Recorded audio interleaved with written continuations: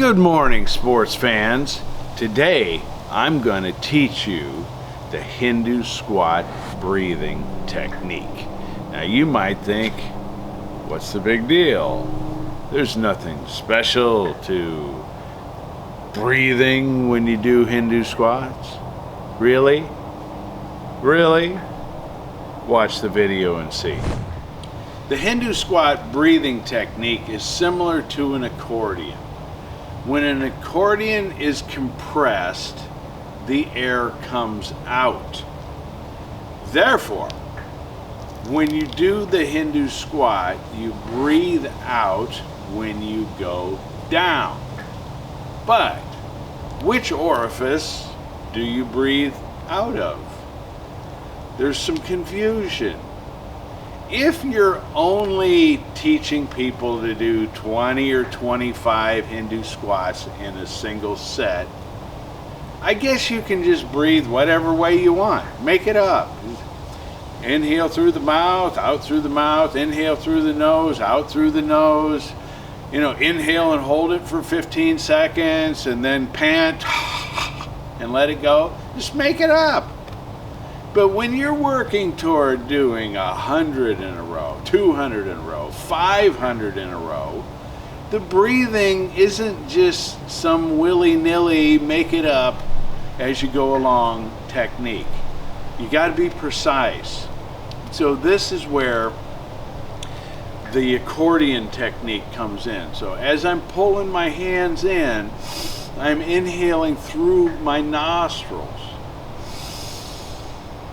And I'm filling my diaphragm and my lungs. I say diaphragm because I want to be aware of the diaphragm.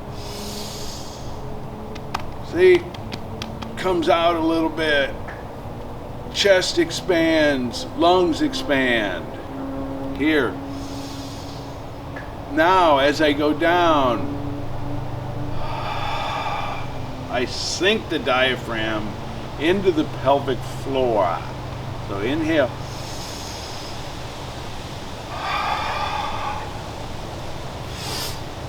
Inhale up as I'm coming up through the nose. Push the diaphragm down.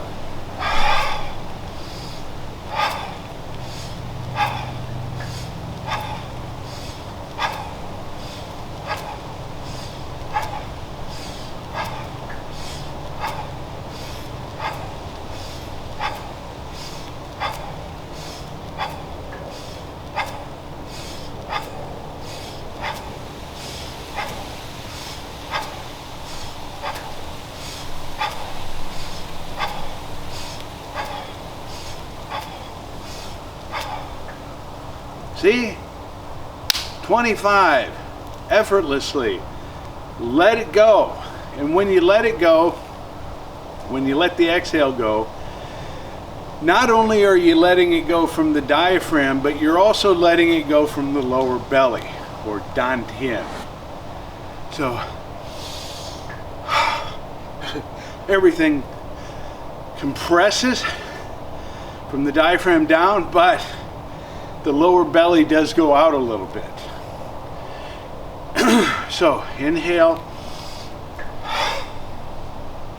Now from this position, it's very important that you take in step 2 of the Hindu squat breathing technique. And that is, when you're in the low position, you seal the sphincter. See, imagine this is the sphincter. You don't got 2 of them, you got 1. Everybody's got 1. You seal it. How?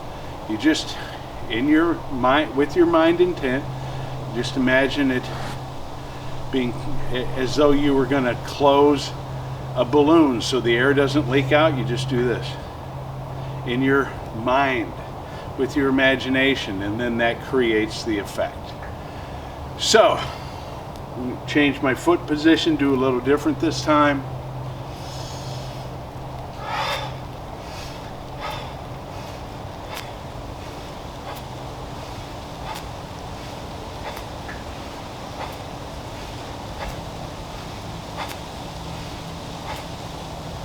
That's really important. The whole sealing of the sphincter. Why? Because you don't want energetic leaks. So what we're talking about here isn't that air is leaking out, it's that energy is leaking out. So air is leaking out, you know, when you farting.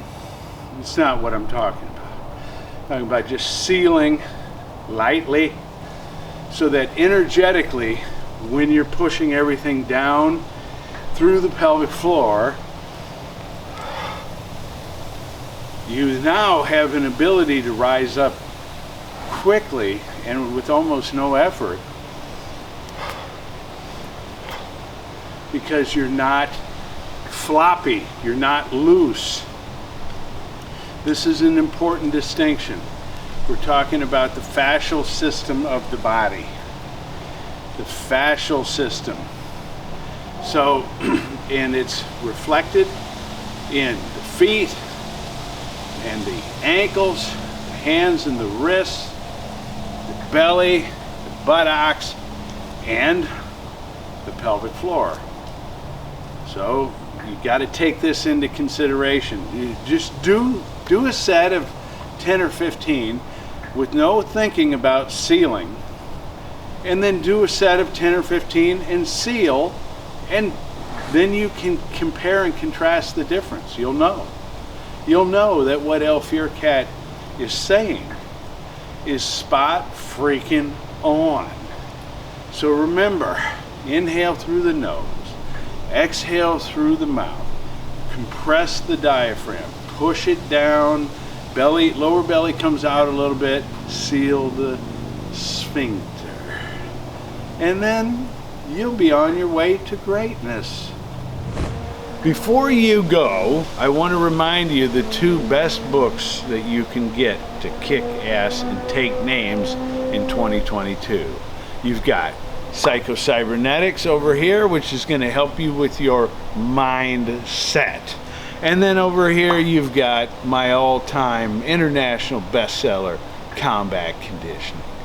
If you don't have either, get them both. If you have one, get the other. If you already have both, get a couple more and give them to your friends as presents. Don't wait for their birthdays. Get them for them now. Kick ass. Take names.